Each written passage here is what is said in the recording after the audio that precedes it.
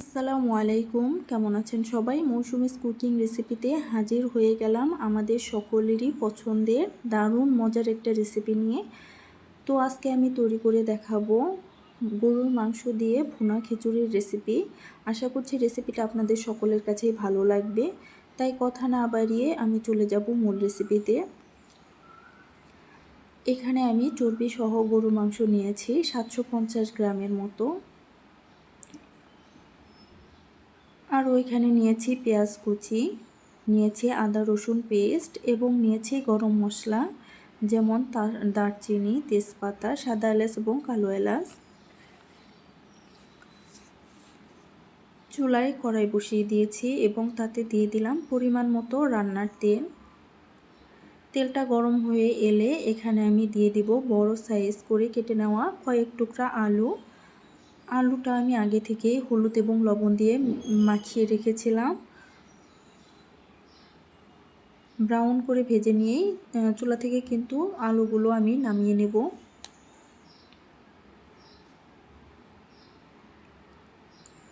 আলুগুলো ব্রাউন হয়ে গেছে। এখন আমি গরম মশলা দিয়ে এখানে দিয়ে দিলাম অর্ধেকটা পরিমাণ পেঁয়াজ কুচি।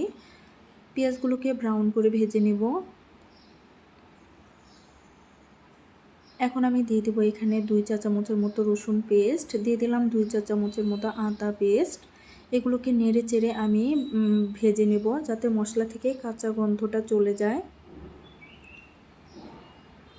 এখন আমি দিয়ে দিলাম 1 চা চামচের মতো হলুদ গুঁড়া। হলুদ গুঁড়া দিয়েও আমি তেলের সাথে কয়েক মিনিটের মতো ভেজে নেব। দিয়ে দেব পরিমাণ মতো পানি মশলাটা কষানোর জন্য। এখন আমি দিয়ে দিলাম 1 চা চামচের মতো ধনিয়া গুঁড়া, দিয়ে দিলাম 1.5 চা চামচের মতো মরিচ গুঁড়া, আর দিয়ে দিলাম স্বাদ মতো লবণ। ঝালটা আপনারা আপনাদের ইচ্ছা অনুযায়ী দিয়ে দিবেন। যেহেতু এই রান্নাটা আমার বাচ্চারাও খাবে, সেজন্য ঝালের পরিমাণটা আমি কমিয়েই দিয়েছি। মশলা থেকে যখন তেলটা উঠে আসবে এই পর্যায়ে কিন্তু আমি গরুর মাংসটা দিয়ে দিলাম। 2-1 মিনিট রান্না করার পর এখানে আমি অ্যাড করে দিলাম গরম পানি।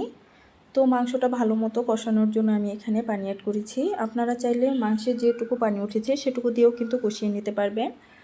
তো ফিরে এলাম মাংসটা কষানো হয়ে গেলে এখন আমি এখানে দিয়ে দিব আগে থেকে ভেজে রাখা আলুগুলো।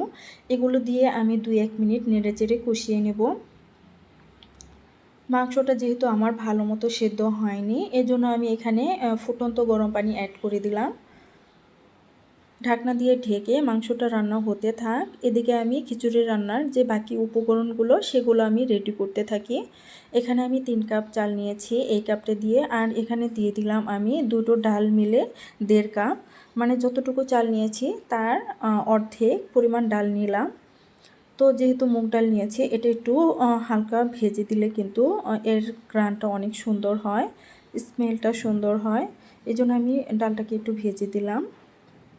এখন সবগুলো উপকরণ ভালোভাবে ধুয়ে একটা স্ট্রেনারে আমি রেখে দিলাম যাতে পানিটুকু ঝরে যায়। এদিকে আমার মাংসটাও প্রায় হয়ে আসছে। এই পর্যায়ে এসে আমি দিয়ে দিলাম ছোলা বুট। এই ছোলা বুটটা কিন্তু আমি আগে থেকে সেদ্ধ করে রেখেছিলাম, আর এটা দেওয়ার কারণে কিন্তু খিচুড়ির টেস্টটা কিন্তু দ্বিগুণ হয়ে যাবে। দিয়ে দিলাম জিরা পেস্ট, আর দিয়ে দিলাম 1 চা চামচের মতো গরম মশলা গুঁড়া। তো মাংসটা আমি একদম ভুনা ভুনা করব যাতে এখানে কোনো পানি না থাকে। ফিরে এলাম, মাংসটা যখন ভুনা ভুনা হয়ে গেছে তখন খেয়াল রাখতে হবে যাতে এই পর্যায়ে এসে কোনো পানি না থাকে।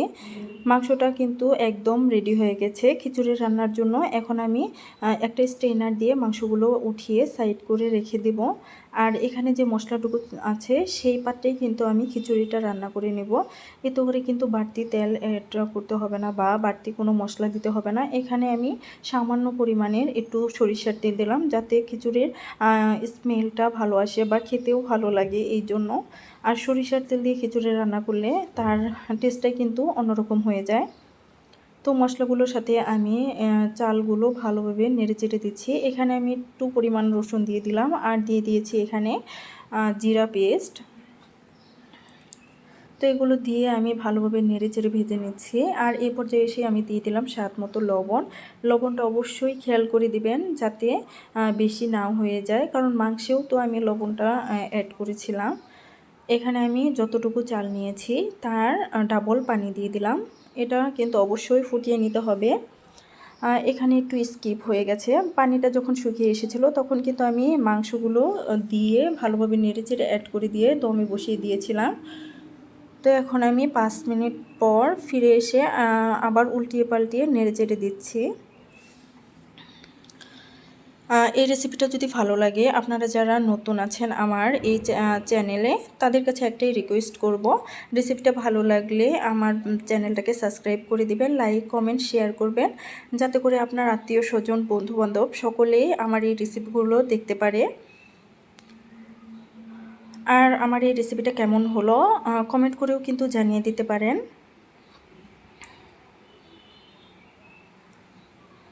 তো উল্টিয়ে পাল্টিয়ে আবারও দমে বসিয়ে দিলাম। আমার খিচুড়িটা কিন্তু একদমই হয়ে গেছে, অলমোস্ট ডান।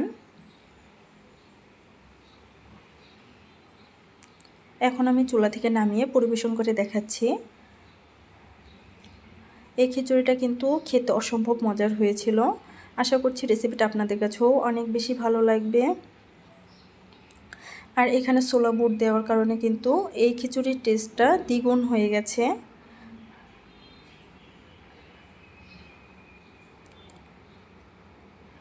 আজকে আর নয়, এ পর্যন্তই। আল্লাহ হাফেজ।